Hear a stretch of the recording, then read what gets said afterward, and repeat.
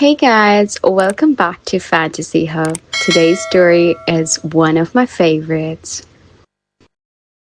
It all started at the Willow Creek Environmental Rally. I was there out of obligation. My mother had begged me to get out more.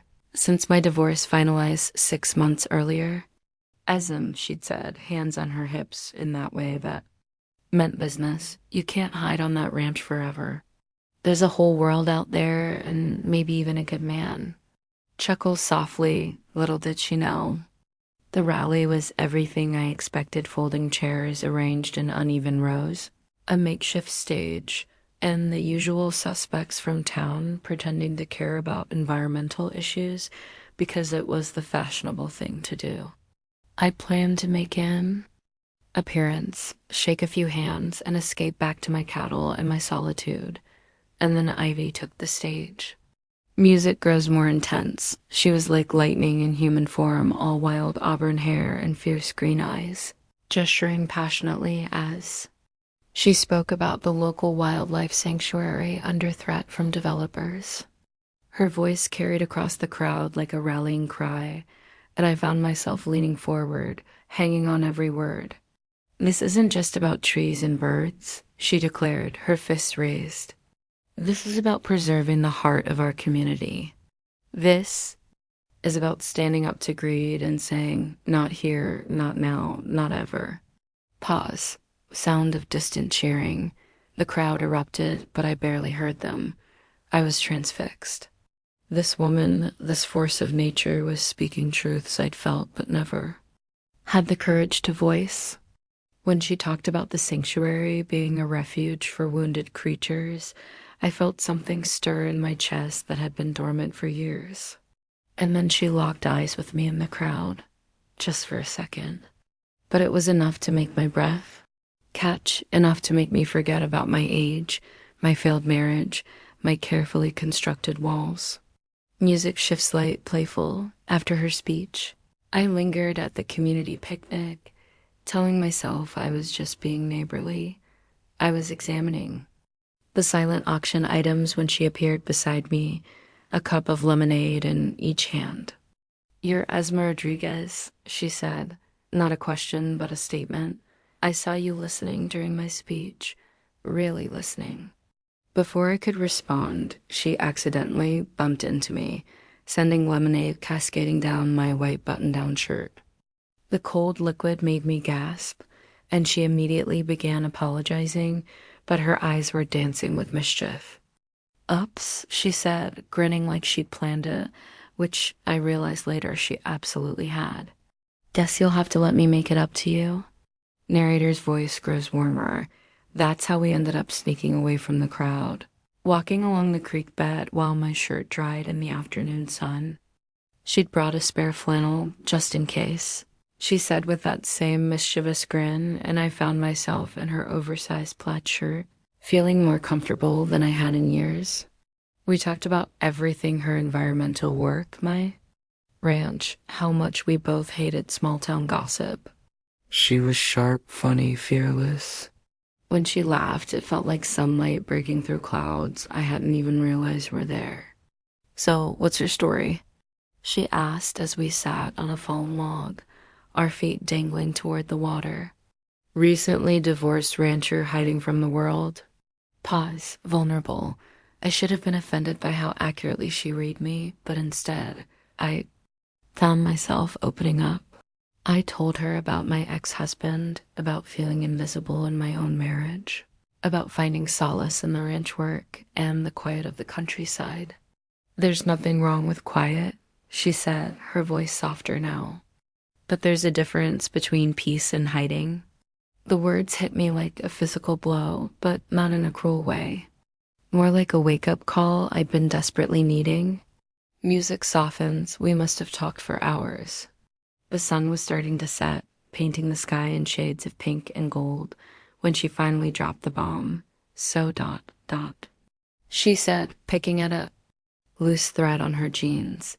"You're the woman my dad's been raving about." My stomach twisted. "Your dad? Richard Thornton? You know, tall, silver-haired, owns the hardware store?" He's been trying to get my mom to set you two up for weeks. Says you're a real catch and that he's not getting any younger. Music cuts. Tense silence. The world seemed to tilt. Richard, the man my mother had been trying to set me up with for weeks. The man I politely dodged at every church function and town gathering. The man who seemed nice enough but sparked absolutely no interest in me whatsoever. And now here I was, completely enthralled by his daughter. I should go, I said, standing abruptly. But she caught my wrist, her fingers warm against my skin. Should you? Or do you want to? Pause, internal conflict evident. I looked down at her, really looked. At the way the dying light caught the copper in her hair, at the constellation. Of freckles across her nose, at the way she was looking at me like I was the only person in the world who mattered. I should, I whispered. But you don't want to, she said, standing now, close enough that I could smell her perfume, something earthy and wild like sage and rain. Music built softly. She was right. I didn't want to leave. I wanted to stay. In this moment, in this bubble where age and expectations and small-town propriety didn't matter. Where I felt alive for the first time in years. This is complicated, I said. The best things usually are, she replied, and then she kissed me. Pause, gentle music. It was soft, tentative, a question more than a statement. And when I kissed her back, it felt like coming home to a place I'd never been before. Narrator, what followed were the most exhilarating and terrifying 3 months of my life. We started meeting in secret late-night walks along the creek, stolen kisses behind the old barn on my property, hushed phone calls that lasted until dawn. Voice becomes more intimate. The first time she came to my ranch, I was nervous as a teenager. I'd spent hours cleaning, cooking, changing clothes 3 times before settling on jeans and a simple sweater. When she arrived in her beat-up Subaru, hair pulled back in a messy bun, wearing work boots and a paint-stained t-shirt, I realized I'd been overthinking everything. This place is incredible, she said, spinning in a circle in my living room, taking in the exposed beams and the stone fireplace I'd built myself. It's so ... you. Pause. Wind sound effect. That night, we sat on my porch swing, sharing a bottle of wine and watching the stars emerge. She told me about her dreams, not just for the sanctuary, but for a world where people cared more about the earth than profit margins. I told her about my fears of being too old, too set in my ways, too damaged from my divorce.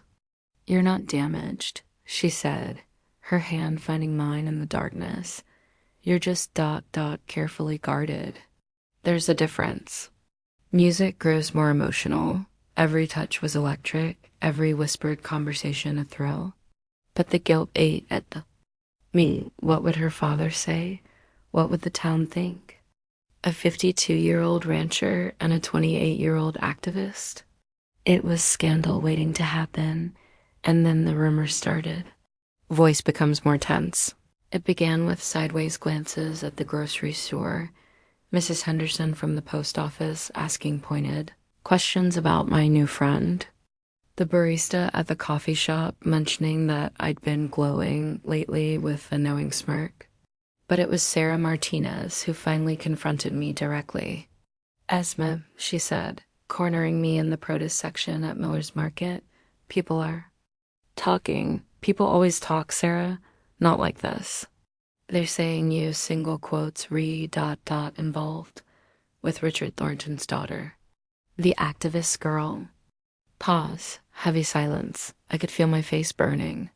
And what business is that of theirs? She's young enough to be your daughter, Ease, and her father. God, can you imagine? The man's been sweet on you for months. That night, I called Ivy in a panic. We need to talk. Music shifts, urgent, emotional. She came over immediately, finding me pacing in my kitchen like a caged animal. I told her about the rumors, about the whispers, about how maybe we were making a mistake, So we're supposed to hide forever? She asked, her voice rising. Sneak around like we're doing something wrong, aren't we? I shot back. Your father, my father doesn't get to dictate my love life. And neither does this town. Pause. Emotional tension. But I could see the doubt creeping in. The way she wrapped her arms around herself like she was trying to hold everything together. The pressure was getting to both of us. Maybe we should cool things down, I said, quietly, just for a while. The look on her face like I'd slapped her made me immediately regret the words. But before I could take them back, she was gone, leaving me alone with my cowardice and my regrets. Music builds to a crescendo. We didn't speak for 2 weeks.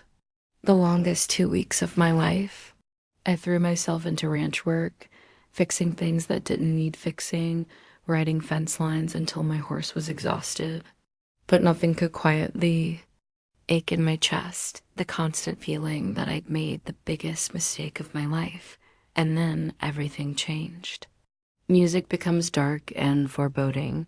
The night of the town hall meeting about the sanctuary was unusually warm for November. I'd told myself I wouldn't go, that it was better to stay away, to let Ivy fight her battle without me complicating things. But at the last minute, I couldn't stay away. I needed to see her, even from a distance. I needed to know she was okay. Pause. The community center was packed. Ivy stood at the front, presenting her case with charts and photographs, her voice strong despite the hostile crowd. The developers had their supporters, people who saw dollar signs where she saw sacred ground. And then Richard stood up. I've listened to my daughter's arguments, he said, his voice carrying across the room. And while I admire her passion, I think we need to be practical. This development will bring jobs, tax revenue, growth to our community. Sometimes we have to sacrifice the past for the future. Heavy silence. The betrayal on Ivy's face was devastating. Her own father, publicly undermining everything she'd worked for. I watched her composure crumble, saw the tears she was fighting back, and felt something fierce and protective surge through me. She gathered her papers with shaking hands and walked out, head high but shoulders trembling, and I followed. Music. Swells passionate, intense. I found her in the parking lot, leaning against her car, tears streaming down her face. She looked up when she heard my footsteps, and I saw surprise flicker across her features. Esme, what are you doing here? I came to support you, I said, and it was the truth. I should have been here from the beginning. Pause, soft, raw. She laughed bitterly. Fat lot of good it did. My own father just threw me under the bus in front of the whole town. Then we'll find another way, I said, stepping closer. We'll fight this together, we? She asked, her voice barely a whisper. I'm done hiding, I told her. I'm done caring what people think. I care about you. I care about this place. And I'm not going to let either of you down again. Music builds. That's when she kissed me. Right there in the parking lot under the streetlights, in full view of anyone who might walk out of that meeting. It was desperate and hungry and full of all the words we hadn't said to each other in 2 weeks. Come home with me, she whispered against my lips. And I did. Fade to black. Slow breath, narrator. That night changed everything. Not just because of what happened between us, though that was significant, but because I finally understood what I'd been missing my whole life. I'd been so focused on being appropriate, on following rules and meeting expectations, that I'd forgotten how to live. Voice becomes more confident. Ivy's apartment was a reflection of her soul plants everywhere. Artwork from local artists covering the walls, books stacked in towers. That defied gravity. Her bed was unmade, yesterday's clothes thrown over a chair, and it was the most beautiful, real space I'd ever been in. I know it's a mess, she said, suddenly self-conscious. It's perfect, I told her, and meant it. Pause, intimate, we made. Love that night like we were making up for lost time, like we were claiming something that had always belonged to us. And afterward, lying in her arms while she traced lazy patterns on my skin, I felt something I hadn't experienced in years. Complete acceptance. I'm scared, I whispered in the darkness. Of what? Of losing you, of this being too good to be true, of not being enough. Music softens. She lifted her head to look at me, her eyes serious in the dim light. Esme, you're 52 years old. You've built a life, raised cattle, survived a divorce, and you're sitting here worried about not being enough for someone who's been waiting her whole life for you to walk into it. When you put it like that, I put it like that because it's true. I don't care about your age. I don't care about the gossip. I care about the way you listen, really listen, when I talk about my dreams. I care about how you make me feel safe and wild at the same time.